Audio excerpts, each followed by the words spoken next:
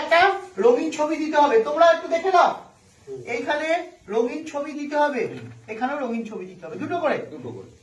এখানে প্রথম হচ্ছে জন্ম তারিখ, জন্ম তারিখে প্রথমে হচ্ছে তারিখ, তারপরে হচ্ছে মাস, তারপরে বছর।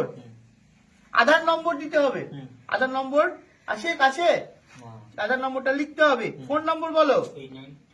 8926580316। বাবার নাম, ওর বাবার নাম মঙ্গল টুডু। এখানে বাবার ভোটার কার্ডের নম্বর লিখতে হবে। মায়ের নাম মিনতি টুডু। কিছু আনতে হবে না, মিনতি টুডু। স্বামী স্ত্রী তোমার নেই। এইবার দেখো, গতবারই নির্বাচনে তো তোমার নাম ওঠেনি, তোমার বাবার নাম ছিল কি নাম বললে বাবার? মঙ্গল টুডু। দাদুর নাম লস টুডু, তাই তো? তাহলে এইখানে হবে তোমার বাবার নাম মঙ্গল টুডু। বাবার এপিক নম্বর দেখো, এটা 2002 এর লিস্ট, FNB 17111। এবার আত্মীয়ের নাম, মানে মঙ্গল টুডুর আত্মীয় কে ছিল এখানে? লস টুডু।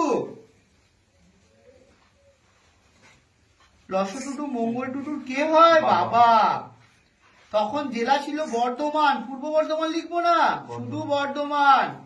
রাজ্যের নাম লিখবো পশ্চিমবঙ্গ, বিধানসভা লিখবো জামালপুর। এই নিচেরটা 2002 সালে, এই ওপরেরটা 2025 সালে। এই যাদের 2002 সালে নেই, কোনো আত্মীয় বাবা মা কারুর নাম নেই 2002 ভারতবর্ষের কোথাও, তাদের এটা কিছু করতে হবে না। তাদেরকে নির্বাচন কমিশন পরবর্তীকালে চিঠি করবে, তখন তাদেরকে বলতে হবে কি কি ডকুমেন্টস জমা দিতে হবে, সেইটা এই পিছনে লেখা আছে। এই ডকুমেন্টস গুলো জমা দিতে হবে তখন।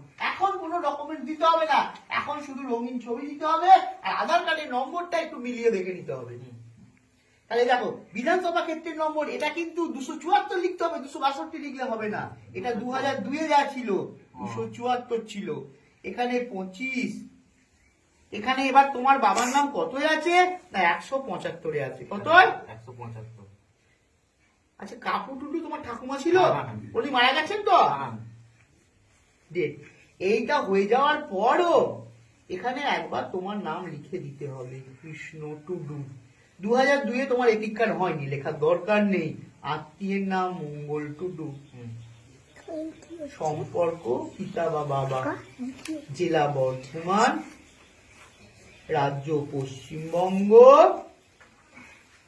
বিধানসভা জামালপুর। নিচে কিছু লেখার দরকার নেই, যেহেতু তোমার নাম হয়নি। এইটা দেখে দেখে এটা একই ফর্ম, ফর্মটাই বিলাপ করতে হবে। যদি কিছু সমস্যা হয় আমার কাছে যাবে, 4 দিন পরে যাবে, আমি ফর্মগুলো বিলি করে নিই, তারপরে যাবে, আমি বুঝিয়ে বলে দেবো। বোঝা গেছে? ঠিক আছে।